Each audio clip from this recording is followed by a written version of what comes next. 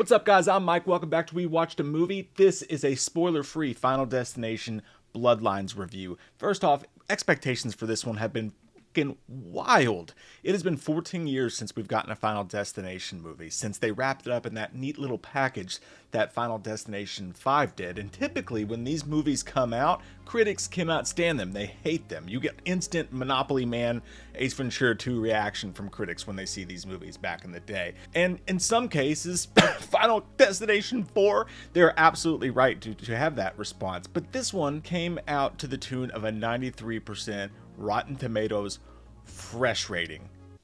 I know that website's broken in a million different ways, but my God, was it just a bunch of Rotten Tomatoes influencers high on a free movie preview? Or is this the best movie in the franchise? I couldn't wait to find out, and I'm not saying it's the best, but I am saying I have good news to report. Now, this is going to be a non-spoiler review, but Monday night, Jay and I are together. We're going to do a spoiler live stream party where we talk about all the spoilers of the movie alongside you and your thoughts on the movie, as well as we're going to rank the entire franchise. So click that subscribe button right over there, wherever it is, and click the little notifications bell so that you're notified when we go live, because that's going to be a party. It's going to be a blasty blast. In and around the hole, the opening of one of these Final Destination movies is just as important as it is with a Scream movie or a James Bond movie. There's an expectation for you to come up with a creative way to annihilate members of the human race. It's like phone sex with the Grim Reaper. Tell me what you're going to do to me, you filthy little slut. But foreplay is important too, and Bloodlines toys with you in all the right ways. The songs playing on the radio are hinting at what's about to happen. The camera shows up as all the different ways things could go wrong and who the people are who might mess it up for us. They really taunt you in all the right ways with this opening, and then when it happens, it has this 2012-esque like disaster effect to it. It has the meanness of the bridge death in Final Destination 5. There's comedy in the surprise deaths that happen, some deserved, some undeserved. Now, it's not perfect. I wouldn't call this scene or any others in the movie actually frightening, but it's outlandish and it's a riot, and it's the perfect movie to shove popcorn in your face and look at your friend and laugh while you watch it together. Me and my daughter, 15-year-old daughter, saw it in a completely empty theater, and we had a blast with it.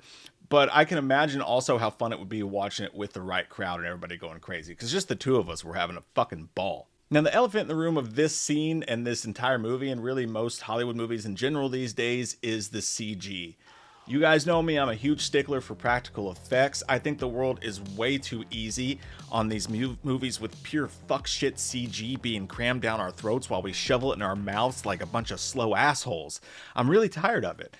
This movie, I think I give it a little bit of a break. And the reason why is because, for one, this is just kind of a standard for this franchise. The franchise has, for many years, had CG, and a lot of bad CG, for these moments. And for a movie with a mid-sized budget, we don't know the budget for this, probably expected to be around $40 million based on what the previous two were, that's doing these huge disaster pieces.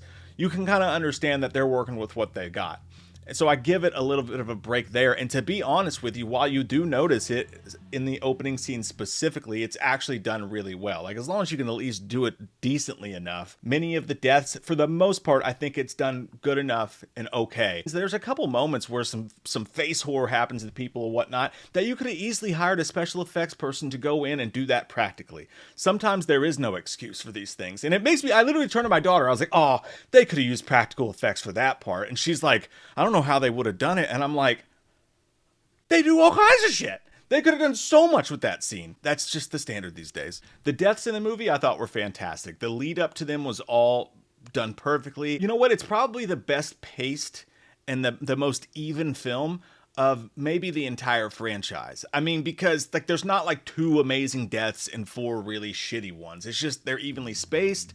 There's a couple, some are better than others for sure, but it's just a very evenly spaced death machine, and I really appreciated that. I really appreciate what they did in the marketing here. Just genius. Universal, take fucking note. The cast was the most impressive we've seen in a while in this franchise. First off, this emo fuck right here, played by Richard Harmon, was the standout. He's a lovable dickwad who has some genuinely funny moments throughout the movie, like, is that why he's always trying to play catch? It's just well-timed, really good actor. Really appreciate what he did in the movie a lot. He has David Dastmalchian-esque vibes. I could see him being the next David Dastmalchian in horror for sure. Like, I really enjoyed that guy's performance a lot. And his brother, who has kind of this Ryan Gosling thing going on. He's super charming. He's a little dumb.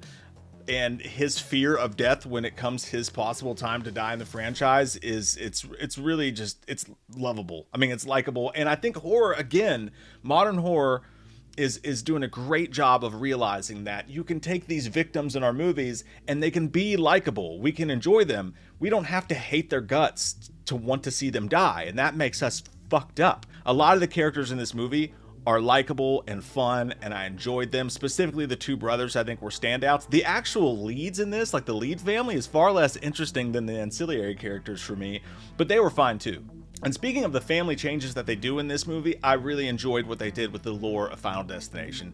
They played with some stuff. They added just enough interesting wrinkles to keep the formula fresh and whatnot. There was something that was just a little bit silly and goofy that involved the book and all that I was like, oh, okay, we're going far too into, I won't say until the spoiler review territory with this, but some of it was like, but for the most part, what they do with the Bloodlines idea with the family, I thought made everything a little bit more interesting and kept you on your toes. There's a couple twists and turns where you think this is going to happen at A, and then it happens to B, things like that. So I enjoyed that, and the way it plays with the lore and the rules, and like death doesn't like it when you do this, and then the movie shows you what they meant by that. It's well written in those aspects. By the way, one of the writers on this is Guy Busick, who wrote Scream 5 and 6. Another one of the writers is John Watts, who wrote the Spider-Man, the child Spider-Man. What's his name? Tom Holland. And I also enjoyed how the story led to the Tony Todd scene that we got. He's in the trailer. It's no surprise he's in the movie. A really well done scene, well written scene. And I don't know, obviously we lost Tony Todd last year. I don't know what they knew or what he knew. So I'm not going to guess, but the way this scene and the monologue that he does in it, it's so good.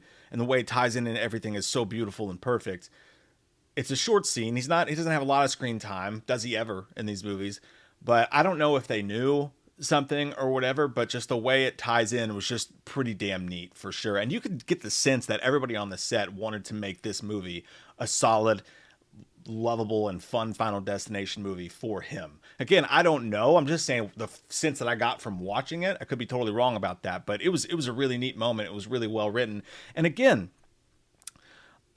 shocking that they're able to do this with a sixth Final Destination movie, that they're able to really perfect so many of these little things that a couple of the sequels just failed so hard at. All in all, you sit through Bloodlines with a smile on your face for almost the entirety of the film. Is it perfect? No. There's no real dread other than a couple moments that you're like, oh shit, that would fucking suck. You like some of the characters, you're genuinely interested in how things turn out, so while the characters on screen try to solve Death's puzzle, Bloodlines may have finally figured out how to solve the puzzle of the Final Destination franchise, which is how to keep folks entertained when folks aren't being chopped up on screen. You make the direction and the editing fun, you make the characters likable, and you keep some kind of quality standard up that lets us know this franchise deserves to be seen on the big screen and not on Tubi.